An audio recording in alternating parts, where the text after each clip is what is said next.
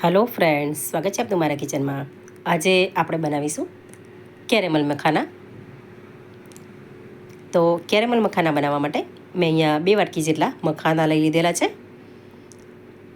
જ્યારે પેકેટમાંથી આપણે મખાના કાઢીએ ત્યારે આવી રીતે થોડા હવાઈ ગયેલા હોય છે. આપણે અહીંયા 1 વાટકી, પોણી વાટકી જેટલો મેં અહીંયા ગોળ લીધેલો છે. હવે આપણે આ મખાનાને થોડા ક્રિસ્પી થાય ત્યાં સુધી આપણે એને 1 ચમચી ઘીમાં એને થોડા શેકી દઈશું. 1 ચમચી આપણે અહીંયા કડાઈમાં ઘી લઈ લઈશું અને 2 વાટકી જેટલા મખાના જે લીધેલા છે તેને આવી રીતે તાવેતાની મદદથી સતત આપણે 4 થી 5 મિનિટ જેટલા હલાવતા રહીશું.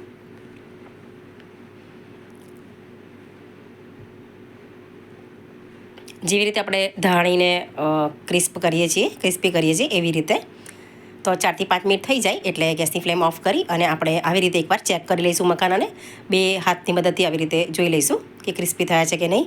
હવે આપણે આ મખાનાને એક અલગથી ડીશમાં કાઢી લઈશું અને તે જ કઢાઈમાં આપણે 1 વાટકી જેટલો મેં અહીંયા જે ગોળ લીધેલો છે તેને અંદર કઢાઈમાં નાખી દઈશું.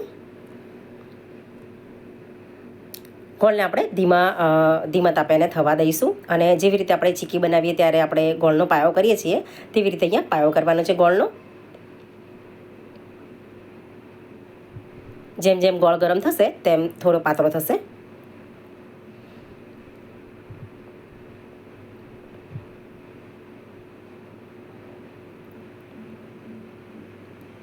આવી રીતે આપણે એને ધીમી ફ્લેમ રાખી અને સતત આવી રીતે હલાવતા રહીશું. અને હવે આપણે જેમ ચીકીમાં ચેક કરીએ છીએ તેવી રીતે આપણે અડધી વાટકી જેટલું પાણી લઈ અને એનો પાયો ચેક કરવાનો છે. તો આપણે અડધી વાટકી અહીંયા પાણી લઈ લઈશું અને તેની અંદર આ ગોળના પાયાના 4-5 ટીપા નાખીશું અને અડધી મિનિટ એને ઠરવા દઈશું, ઠંડુ થવા દઈશું અને પછી એને ચેક પણ કરી લઈશું. તૂટવાનો ઇઝીલી જો તૂટી જતું હોય એકદમ આવી રીતે કટ્ટ દઈને અવાજ આવતો હોય તો સમજી લેવાનું કે આપણો પાયો બરાબર થઈ ગયેલો છે. તો આપણે હવે મખાના અંદર નાખી દઈશું અને મખાનાને બરાબર ગોળ જોડે મિક્સ કરી દઈશું, ગોળની સાથે મિક્સ કરી દઈશું. અને આ સ્ટેજ પર આપણે અહીંયા 1 ચમચી જેટલા તલ પણ અંદર ઉમેરીશું. તલનો ટેસ્ટ પણ એકદમ સરસ આવે છે. તલ એકદમ ઓપ્શનલ છે, તમને જો એનો ટેસ્ટ ન ભાવતો હોય તો તમે ન પણ નાખી શકો, બાકી એનો ટેસ્ટ એકદમ સરસ આવે છે. તલ અને મખાના બંને બરાબર આપણે મિક્સ કરી દઈશું ગોળમાં. આપણે અહીંયા ગેસની ફ્લેમ ઓફ કરી દેવાની છે અને પછી આવી રીતે એને મિક્સ કરવાના છે.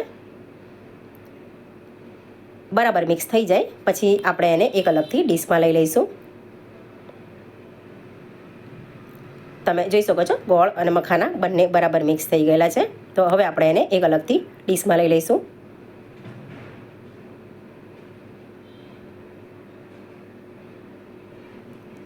અહીંયા આપણે ધ્યાન રાખવાનું કે જ્યારે 1 કે 2 મિનિટ થઈ જાય અને થોડા મખાના ગરમ હોય ત્યારે જ એને છૂટા પાડી દેવાના.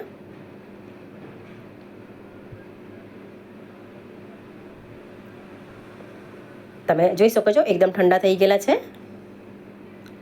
આવી રીતે છૂટા છૂટા એવા મખાના પણ તૈયાર થઈ જશે. તો તમે એકવાર આ રેસીપી ઘરે જરૂરથી ટ્રાય કરશો. તમને જો મારી રેસીપી પસંદ આવી હોય તો મારી ચેનલને લાઈક, શેર, સબસ્ક્રાઈબ કરશો. Thanks for watching.